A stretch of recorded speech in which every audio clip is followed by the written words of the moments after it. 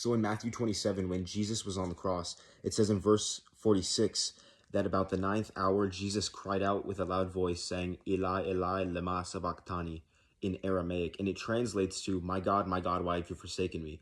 And it says that some of the bystanders hearing him asked if he's calling upon Elijah. Now, one thing I commonly hear from some people is they're claiming that, Jesus was saying that God forsook him actually, and that, God abandoned them there on the cross. But the problem with that is that when you go to Psalm chapter 22 and let the scripture interpret scripture, the first verse of Psalm chapter 22 says, my God, why have you forsaken me? Why are you so far from saving me from the words of my groaning?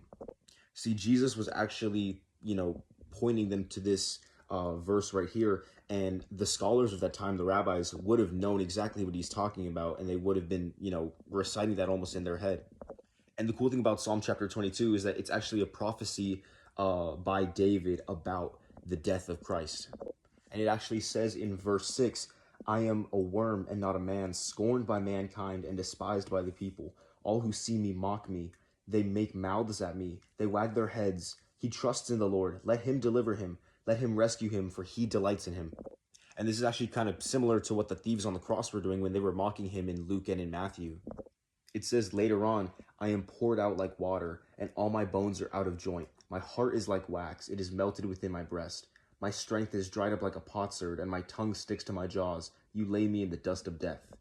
Now, that part about being poured out by water is actually referring to when Jesus was stabbed by the Roman guard, and water poured out of him.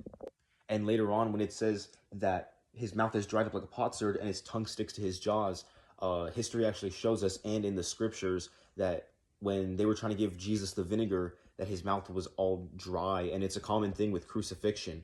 And if you're not convinced yet, verse 16 says, for dogs encompass me, a company of evildoers encircles me, they have pierced my hands and feet. They stare and gloat at me, they divide my garments among them, for my clothing they cast lots. Now, obviously, that piercing of the hands and feet part refers to the nails that were being driven into Jesus during the crucifixion.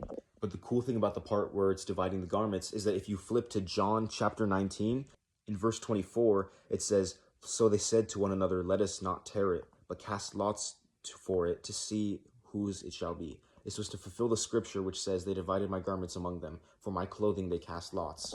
So even John understood at that time that the crucifixion was pointing straight back to Psalm 22 and that prophecy in it. Now, bear in mind that Psalm chapter 22 was also written about 1,000 years before Christ was even born here on earth, let alone crucified. So if you ever have doubts about Christ being the actual chosen one of God, always remember this, and keep in mind the many other prophecies that God actually revealed to us throughout the Old Testament and, fulfilled in the New. And as well, share this with people who might deny that Christ is the Messiah, and show them through the scripture, not through our own hearts, that Jesus fulfilled all of this and that he truly is the chosen one sent by God. I hope this video blessed you guys. Love y'all. Merry Christmas.